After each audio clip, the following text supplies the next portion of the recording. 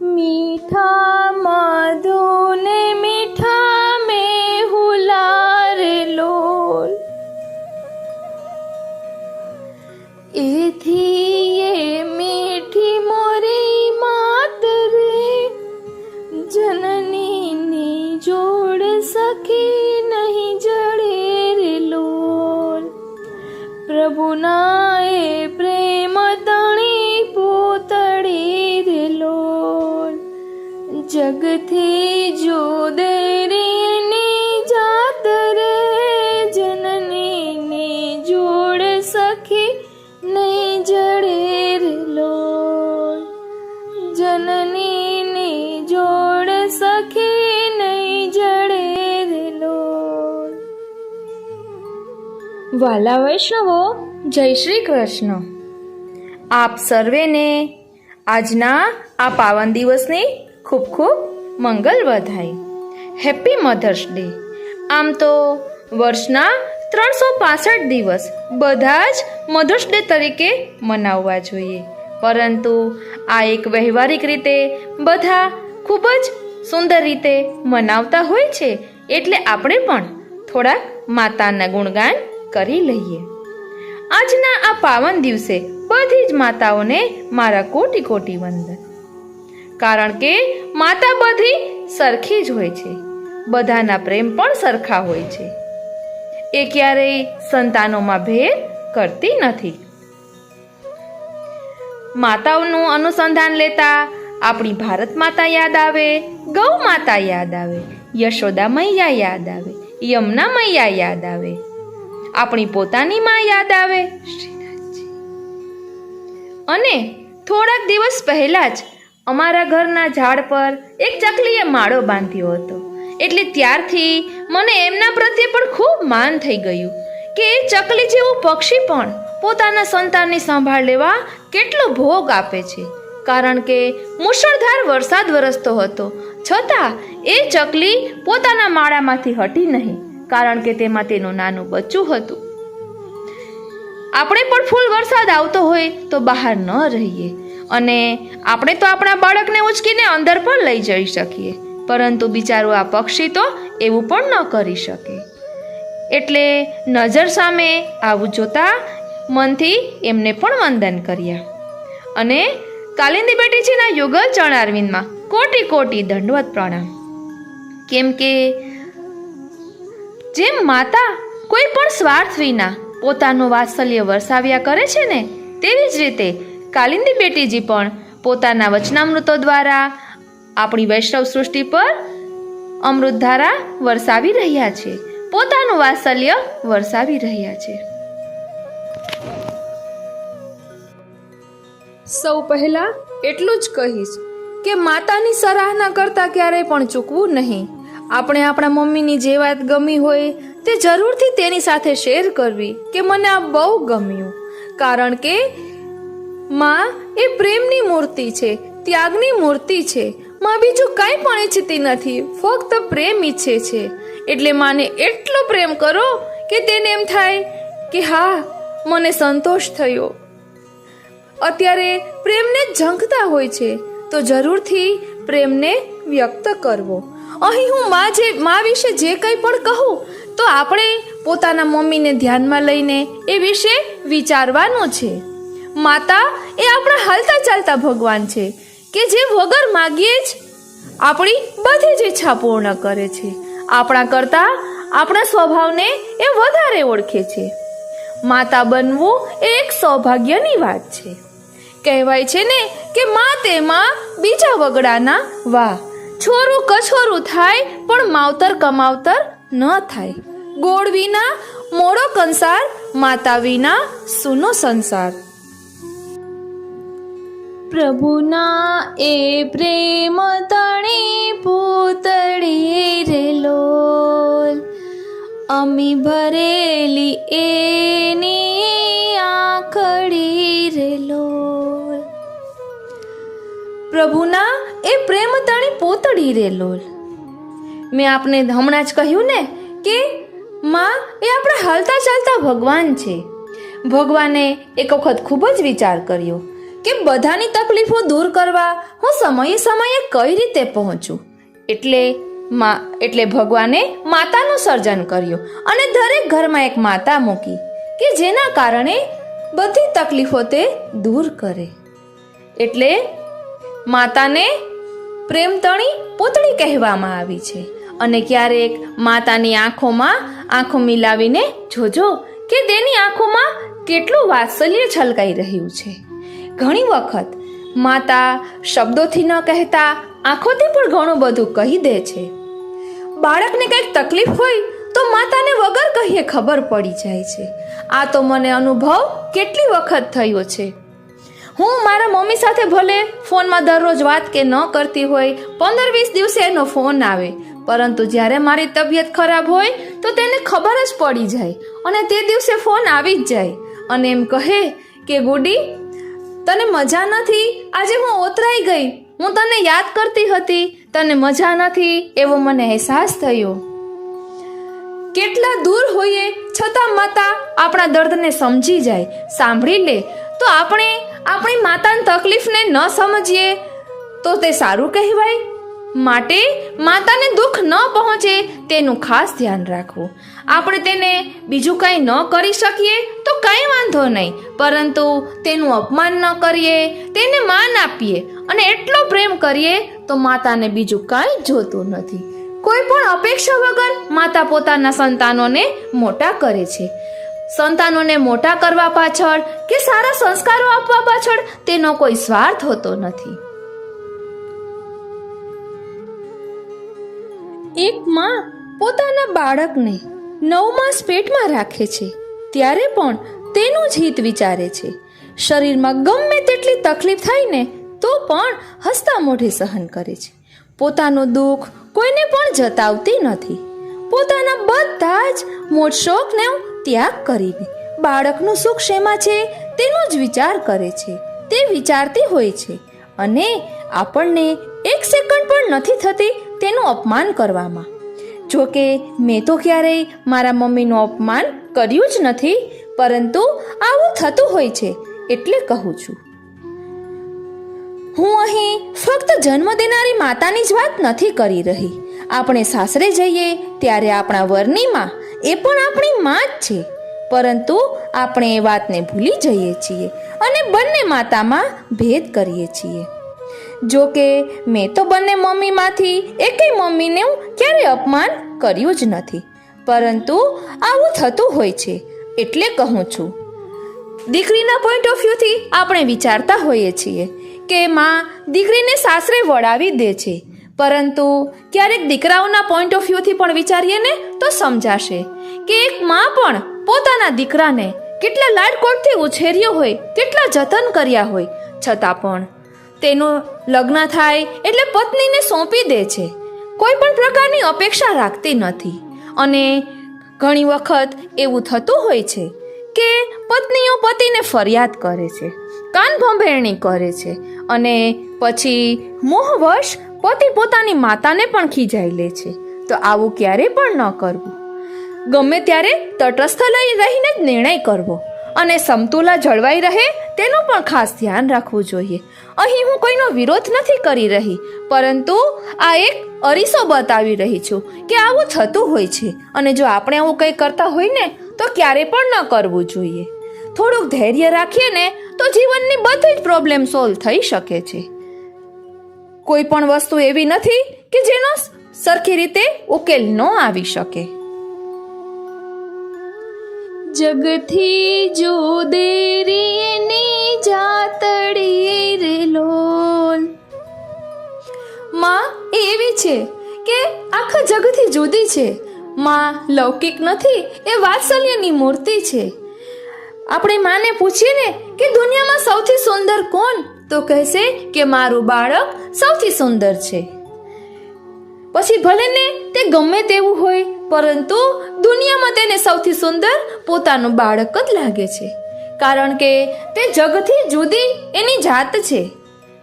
એ લૌકિક દ્રષ્ટિએ નથી જોતી, પરંતુ વાત્સલ્ય ભાવથી જુએ છે, એટલે તેને પોતાના સંતાનો સૌથી વાલા લાગે છે.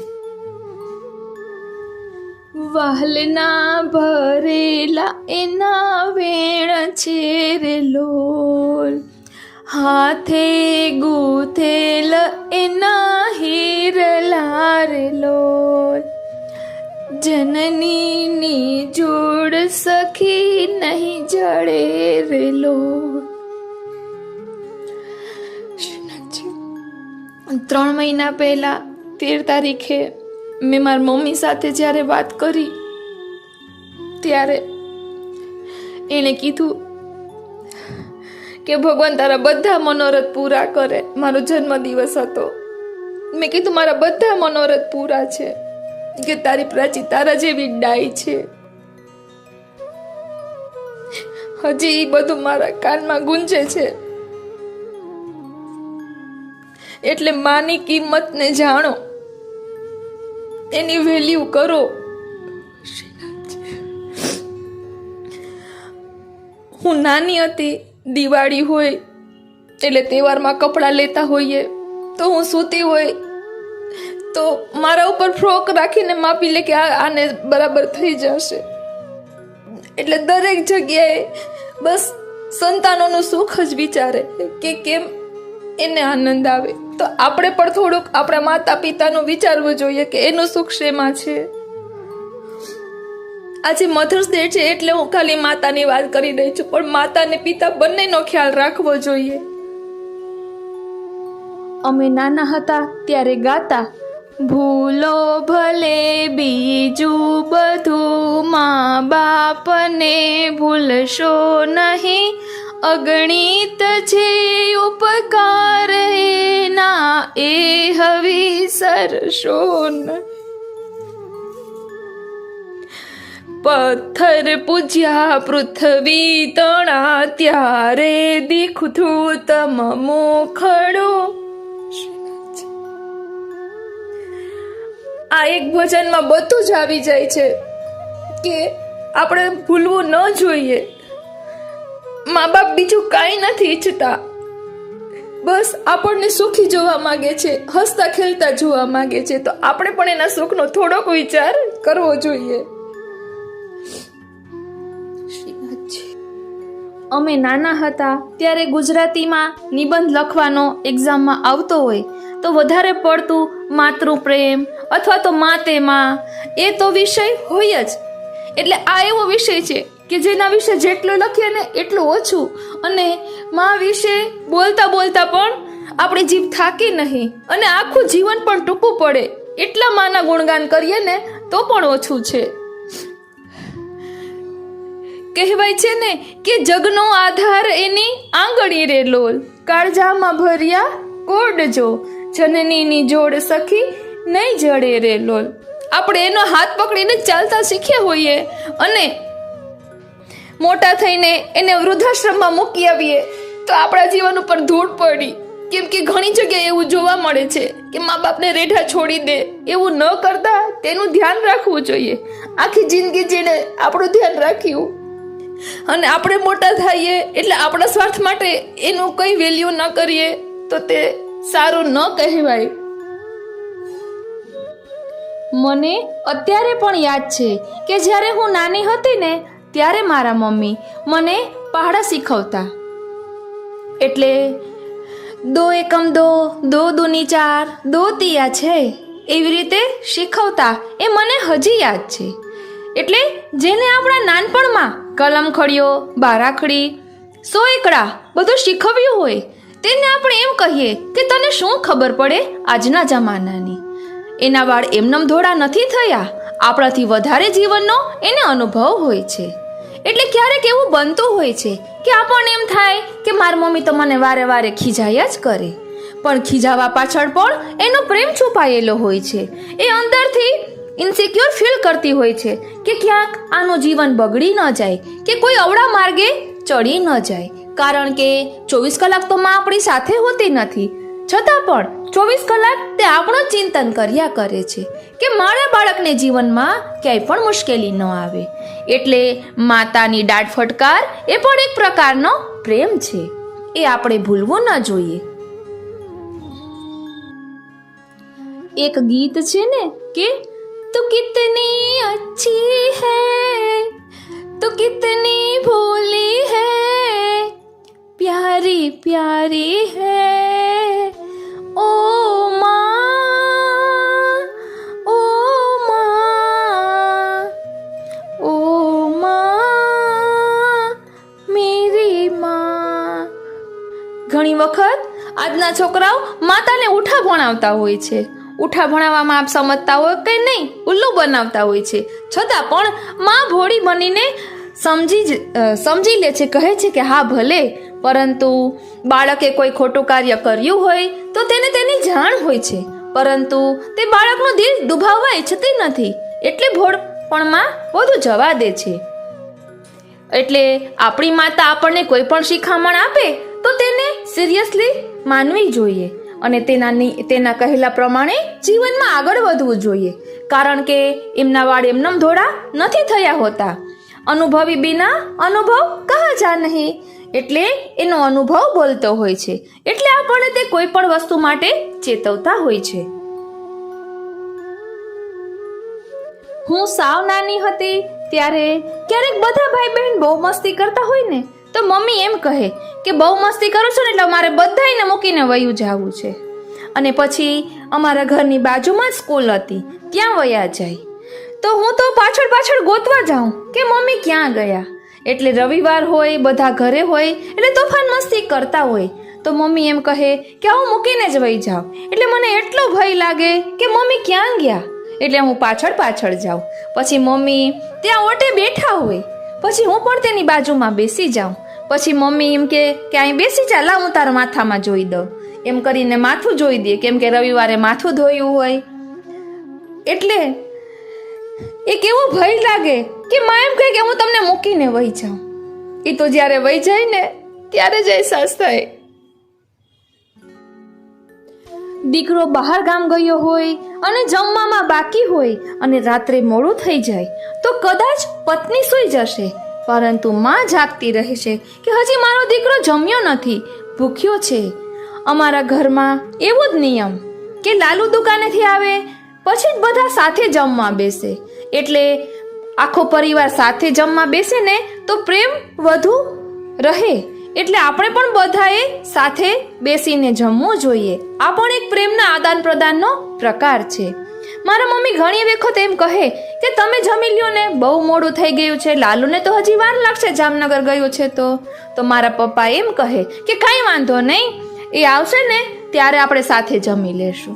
અને દુકાનેથી મારા પપ્પા બપોરે આવે ત્યારે ઘણી વખત મારા મમ્મી કપડાં ધોતા હોય કે બહારનું કંઈક કામ કરતા હોય તો મારા પપ્પા એમ કહે કે તું પહેલાં આટલું તારું કરી લે, પછી આપણે જમશું. એટલે આ પણ પ્રેમનો એક પ્રકાર છે. એવું નથી કે તમે કોઈ ગિફ્ટ આપો તો જ પ્રેમ વ્યક્ત કર્યો કહેવાય. આવી નાની નાની બાબતોનું ધ્યાન રાખીને પણ પ્રેમ વ્યક્ત કરી શકાય છે, જે આપણે આપણા મોટાઓ પાસે જોઈ શકીએ છીએ. હવે અત્યારે દેખાડાનો જમાનો થઈ ગયો છે કે કોઈ પણ ઓકેઝન હોય એટલે ગિફ્ટ આપવી. ગિફ્ટ આપવાથી કાંઈ થતું નથી, એ એક પ્રકાર છે, હું ના નથી કહેતી, પણ તમારા અંતરમાં લાગણી હોવી જોઈએ, પ્રેમ હોવો જોઈએ.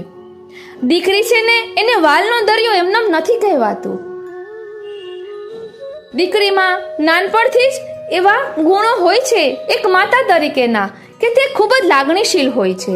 જેમ જેમ દીકરી મોટી થાય તો તે પોતાનો હક પણ જતાવતી હોય છે કે પપ્પા તમે દવા પીધી કે નહીં, તમારે ક્યાંય ન જવાનું, હવે મારી પાસે જ રહેજો, એમ હક પણ જતાવે અને માતાની જેમ એક સંભાળ પણ લે.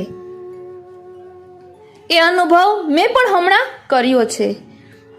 હમણાં છેલ્લા 15-20 દિવસમાં 3 થી 4 વખત મને મજા નથી રહી તો મને કાંઈ પણ કામ કરવા ન દે અને ખીજાય, એમ કહે કે તમે સૂઈ જાઓ, હું બધું કરી લઈશ. એટલે દીકરીમાં નાનપણથી જ એવા લક્ષણો આપણે જોઈ શકીએ છીએ. તો એની સરાહના પણ કરવી જોઈએ કે તું મારું કેટલું ધ્યાન રાખે છો. એક સરાહનાનું વાક્ય એને કેટલું ઉત્સાહિત કરે એ આપણે સમજવું જોઈએ. પરંતુ અત્યારે કોઈને જલ્દી કોઈના વખાણ પણ કરવા નથી. વખાણ કરવા તો દિલથી કરવા, ખોટું માખણ લગાડવા ન કરવા. આપણે સદાય ગુણગ્રાહી બનવું જોઈએ. તો ચાલો આપણે માતાઓના થોડા ગુણોને ગ્રહણ કરીએ.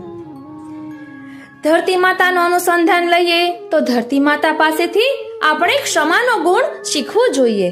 કોઈ કંઈ પણ કરે છતાં ધરતી માતા તેને ક્ષમા કરે છે. ત્યારબાદ ગૌ માતા એ સ્નેહનું સ્વરૂપ છે. ગૌ માતા પોતાનું દૂધ આપીને આપણા બધાનું પોષણ કરે છે. તે પોતાના બાળકોમાં અને આપણામાં ભેદ નથી રાખતી. તો આપણે પણ ક્યારેય કોઈ આપણી ઘરે મહેમાન આવ્યું હોય, કોઈના બાળકો આવ્યા હોય, તો તે બાળકો અને આપણા બાળકોમાં ભેદ ન કરવો જોઈએ. બંનેને સરખું જ આપવું જોઈએ. એ આપણે ગાય માતા પાસે શીખવું જોઈએ. આપણા શ્રીનાથજીને ગાયો ખૂબ જ વાલી છે. તેનું કારણ એ જ છે કે સ્નેહરૂપી દૂધ તે આપણને આપે છે.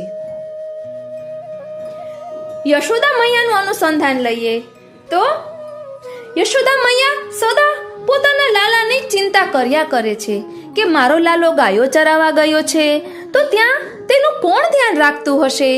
બલદાઉજીને, ગ્વારબાલોને બધાને કહે કે મારો કાનો હજી નાનો છે હો, તેનું બધા ધ્યાન રાખજો. એટલે આપણે પણ યશોદા મૈયાની જેમ આપણા બાળકોની ચિંતા કરવી જોઈએ, પણ એટલી જ કરવી જોઈએ કે તેનું હિત શેમાં છે તે આપણે વિચારીએ. એના મોહમાં આવી જઈ તેના અયોગ્ય નિર્ણયને પણ સ્વીકારી લેવા એવું ન કરવું જોઈએ. પછી આપણે યમુના મૈયાની વાત કરીએ તો આપણા પુષ્ટિ માર્ગમાં 2 મૈયા પ્રસિદ્ધ છે. એક યશોદા મૈયા અને બીજા યમુના મૈયા. શ્રી ઠાકોરજીના મૈયા યશોદા મૈયા અને આપણા મૈયા યમુના મૈયા. આ મૈયા એવા છે કે જેને પોતાના વરને જ દાનમાં આપણને આપી દીધા છે. બોલો શ્યામ સુંદર શ્રી યમને મહારાણી જી કી જય. અને મને અતિશય પ્રિય એવા કાલિંદી બેટીજી વિશે તો હું શું કહું. જ્યારે મારા મમ્મી ભગવત ચરણ અરવિંદમાં પહોંચી ગયા ત્યારે મને અંતરથી એમ થયું કે હું કાલિંદી બેટીજીને ફોન કરું અને એમ કહું કે તમે પણ મારા મૈયા જ છો હો. કારણ કે મારા મમ્મીનું નામ બેનાબેન છે અને કાલિંદી બેટીજીના વચનામૃતમાં પણ મેં સાંભળ્યું હતું કે એમને ઘરમાં બધા બેનાબેન જ કહે છે. તો મને એમ થયું કે હું પણ તેમની સાથે વાત કરી અને મારી વાત શેર કરું. ભલે ને આપણે ફોનમાં વાત ન કરતા હોઈએ, પરંતુ એમના વચનામૃતો દ્વારા, એમના વાત્સલ્ય દ્વારા આપ વૈષ્ણવ સૃષ્ટિ પર વાત્સલ્ય વરસાવી જ રહ્યા છે.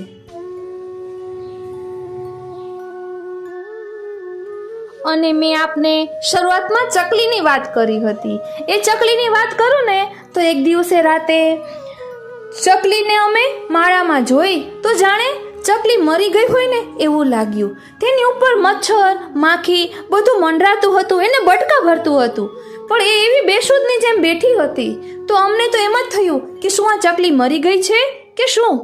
એટલે અમે લાઈટ કરી, ખુરશીએ ચડી, મોબાઈલથી પ્રકાશ કરીને આ માખી મચ્છર ઉડાડ્યા. ત્યારે એની આંખ ખુલેલી દેખાણી. એટલે એના બચ્ચાનું રક્ષણ કરવા આ બધું સહન કરી રહી હતી. આખી રાત એના બચ્ચાને કોઈ કાંઈ ન કરી જાય તેનું ધ્યાન રાખવા તે કેટલો ભોગ આપી રહી છે. તો આપણે પણ પશુ પક્ષીઓનું ધ્યાન રાખવું જોઈએ. અને ગાય વિશે કહેતા તો મારું આમ આતેડી કકડી જાય છે કે જ્યાં જોઈએ ત્યાં જબલા કોથળીમાં એઠવાડ ફેંકે છે. કોઈ લોકો કેમ સમજતા નથી કે ગાયને આ રીતે એઠવાડ ન નાખવો જોઈએ. આમ આપણે કહીએ કે સ્વર્ગમાં જવું, કહેવાય છે કે ગાયનું પૂંછડું પકડીને જીવ સ્વર્ગમાં જાય છે, પરંતુ જીવતે જીવતા ગાયને આવી રીતે હેરાન કરીને કોણ સ્વર્ગમાં જઈ શકે? કોઈ દિવસ સુખી ન થઈ શકે. ગાયને આપણે માતા કહીએ છીએ તો શું આપણી માતાને આપણે એઠવાડ ખવડાવીએ છીએ? તો શા માટે તેને એક ઢોર તરીકે આપણે ટ્રીટ કરીએ છીએ? તે પોતાનું બધું આપણને આપે છે, કોઈ પણ અપેક્ષા રાખતી નથી.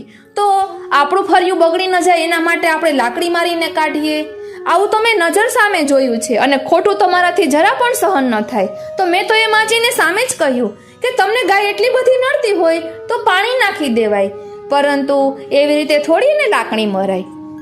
અને એક બેને એમ કીધું કે ગાયને બધું આપણે શાકભાજીના પાનને નાખીએ તો ગોબર કરે તો તે ઉપાડવું પડે, એટલે ગાયને ન નખાય. આપણે ખાધા વગર હાલે છે તો આપણે ગાયને ખાવા ન દઈએ. આવી કેવી નિર્દયતા! આ જોઈને તો આમ હૃદય કકડી જાય છે. તો આપણે બીજું કંઈ ન કરીએ તો આવું તો ન કરીએ. જબલા કોથળી, આપણે જબલા કોથળી ખાઈએ છીએ તો ગાયને દઈએ જબલા કોથળી. એ વાતનું ખાસ ધ્યાન રાખવું જોઈએ. શ્રીનાથજી અવાજ મારો જરાક ઓલો થઈ ગયો. શ્રીનાથજી, અમે એક વખત ચંપારણ ગયા હતા, ત્યારે મુંબઈમાં બિરાજતા વિનુ બાવા ત્યાં બિરાજતા હતા, ત્યાં પધાર્યા હતા. ત્યારે આપ શ્રી આજ્ઞા કરી હતી કે આપણે બહાર જઈએ ત્યારે થેલી સાથે લઈને જવાનું, કે જેના કારણે બહારથી કોથળી લેવી ન પડે. અને બને એટલું ધ્યાન રાખવાનું કે ગાયને જબલા કોથળી કે એના પેટમાં ન જાય, તેના કારણે ગાયો બીમાર પડે છે. એટલે હું ગમે ત્યારે રસ્તામાં હાલતા જતી હોય અને ક્યાંય પણ જબલામાં એઠવાડ દેખાય તો હું જબલાની કોથળી ઠલવી અને કોથળી ગટરમાં નાખી દઉં. આવું શા માટે આપણે કરીએ છીએ? આવી નિર્દયતા, એટલું યાદ રાખજો કે આવા નિર્દય થશો ને તો કોઈ પણ એ કંઈ નરકમાં પણ સ્થાન મળશે કે નહીં ને ખબર નહીં પડે. અત્યારે આપણે જેવું કર્યું હોય ને તેવું બધું જ આપણી સાથે થવાનું છે જ્યારે આપણે ભગવત ચરણારવિંદમાં પહોંચી જઈએ. એટલે ખાસ ધ્યાન રાખવું, 10 વાર વિચારવું આવું કરતા પહેલા. શ્રીનાથજી, મારું છેલ્લે કીધેલું આપણે જરાક આકરું લાગ્યું હશે, પણ આ કહેવું જરૂરી હતું, કારણ કે હું રોજ જોઉં છું અમારા ઘરની બાજુમાં કુંડી છે, તો ધ્યાન ન હોય ત્યારે આવી રીતે કોથળી જબલામાં એઠવાડ નાખી જાય. એટલે આમ અંદરથી એટલો ગુસ્સો આવે. આજે તો મેં સવારમાં ઉઠીને પહેલા દિવાલમાં લખ્યું કે નરકમાં જવું હોય તો જબલા કોથળીને એઠવાડ નાખજો, અને ગાયનું પૂંછડું પકડીને સ્વર્ગમાં જવું હોય ને તો આવું ના કરતા. અત્યારે કોઈને કોઈ પ્રકારનો ભય જ નથી રહ્યો, એ સમજાતું નથી. એટલે બધા લોકો આવા નથી, પરંતુ 100 માંથી 10 એવા જોવા મળે છે. તો આપણે આપણી આત્મા જાગૃત કરવી જોઈએ કે આવું ન કરવું જોઈએ. એક આટલું મધર્સ ડે ના દિવસે આપણે એક પ્રણ લઈ લેવું જોઈએ કે આવી રીતે ગાયોને હેરાન ન કરવી જોઈએ. ગયા વર્ષે મધર્સ ડે ના દિવસે મેં રેકોર્ડ કર્યું હતું, એ આની પહેલા વિડીયો મૂકેલો છે. એટલે એ બધું આપણે ન લેતા આજના આ સત્સંગને અહીં જ વિરામ આપીએ. આપને જો ગમ્યું હોય તો જરૂરથી આપના આત્મીયજનોને શેર કરશો, કારણ કે એવું થતું હોય છે કે આપણા મનની ઘણી વાતો આપણે કહી શકતા નથી. તો કદાચ એવું પણ બને કે આમાંથી આપના મનની પણ ઘણી બધી વાતો હોય, તો આ વિડીયો દ્વારા પણ આપ આપના આત્મીયજનોને પહોંચાડી શકો છો. કારણ કે જતાવવું ખૂબ જ જરૂરી છે. હું એક જ વાતમાં કહીશ કે જતાવવું ખૂબ જ જરૂરી છે, અને તે જતાવવું પણ જોઈએ. આપણે સામાન્ય માણસ છીએ, તો આપણે એવી અપેક્ષા રાખતા હોઈએ કે કોઈ આપણને પ્રેમ કરે, આપણું માન રાખે. તો આપણે જેવી અપેક્ષા રાખીએ છીએ તો આપણે પણ સામેવાળાને માન અને પ્રેમ આપવું જોઈએ. આજનો અને હા, હજી એક વાત એ કહેવાની કે અત્યારે મારી બધી બહેનો મારું એવું ધ્યાન રાખે છે કે જેવું મારા મમ્મી ધ્યાન રાખતા. બધા ભાઈ બહેન એટલો જ પ્રેમ કરે છે, પરંતુ માં તેમાં બીજા વગડાના વાહ. એટલે જે માં છે તેની યાદ તો આવે, પરંતુ હું એટલું જ કહીશ કે એ યાદ આપણામાં નેગેટિવ વાઇબ્સ લાવે કે આપણને ચિંતિત બનાવીને આપણા શરીરને તકલીફ પહોંચાડે. એવું ન કરતા એના ગુણોને બને એટલા વધુ આપણે વધુ લોકો સુધી પહોંચાડીએ, અને આપણા મા બાપે આપણને જે સારા સંસ્કાર આપ્યા છે તે આપણે આપણા બાળકોને આપીએ, અને આપણા બાળકો એના બાળકોને આપે. તો આપણે એની સાચી સેવા કરી કહેવાય. અને હું નાનપણથી મારા મમ્મી જે કહે તે બધું જ માનતી. જો મારા મમ્મી એમ કહ્યું હોય કે જો હવે કંઈ બોલશે ને કોઈ તો એને મારા સમ છે, તો હું ન બોલતી. પછી સ્લેટમાં લખીને મમ્મીને કહું કે મમ્મી હવે સમ છૂટા ગયો. એટલું હું મારા મમ્મીનું માનતી. એવી જ રીતે મારા લગ્ન પછી મારા વર કાંઈ પણ કહે તો મારા માટે પથ્થરની લકીર હું બધું જ માનું. એટલે કોઈ નેગેટિવ રીતે નહીં, એટલે જેવી રીતે માં કેર કરે, બધું ધ્યાન રાખે, તેવી રીતે પ્રાચીના પપ્પા પણ મારું એટલું જ ધ્યાન રાખે છે કે જેના કારણે આ દુઃખમાંથી ઉભરી શકાયું છે. એટલે એ કહેવું મારે ખૂબ જરૂરી હતું, એટલે આપની સાથે આ વાત શેર કરી. કહેવાનું એટલું જ છે કે આપણે દુઃખી ન થતા પ્રસન્ન રહીને એવું કંઈક કરી જઈએ કે કોઈ એમ કહે કે આની માએ કેટલા સુંદર સંસ્કાર આપ્યા છે. એક વાત મને હજી યાદ આવી. અમારી ઘરે એક માસી ફૂલ લેવા આવે છે, તો તે મોટી ઉંમરના છે, લાકડી લઈને આવે. એટલે આવે ને એટલે હું એમ કહું કે તમે બેસો બા, હું ઉતારી દઉં. તો એને મારા પ્રત્યે એવી લાગણી બંધાઈ ગઈ કે એક વખત મારા માથા ઉપર આમ 2 હાથ મૂકી આશીર્વાદ આપતા હોય ને એમ કીધું કે તારી માએ તો તને કેવા સંસ્કાર આપ્યા છે. તો આ વાત મેં મારા મમ્મીને કરી હતી. તો મારા મમ્મી એટલા રાજી થયા કે બસ આ જ સાચી કમાણી છે કે કોઈ એમ કહે કે તમે કેવા સુંદર સંસ્કાર આપ્યા છે. તો આપણે પણ આપણા બાળકોને એવા સંસ્કાર આપીએ કે આપણા બાળકોની પણ કોઈ એમ સરાહના કરે કે તમારા મા બાપે કેવા સુંદર સંસ્કાર આપ્યા છે. શ્રીનાથજી, આજના આ અલૌકિક સત્સંગને અહીં જ વિરામ આપીએ. આજનો આ સત્સંગ શ્રીનાથજી, શ્રી અમનાજી, શ્રી મહાપ્રભુજીના ચરણારવિંદમાં સમર્પિત કરું છું. જય શ્રી કૃષ્ણ.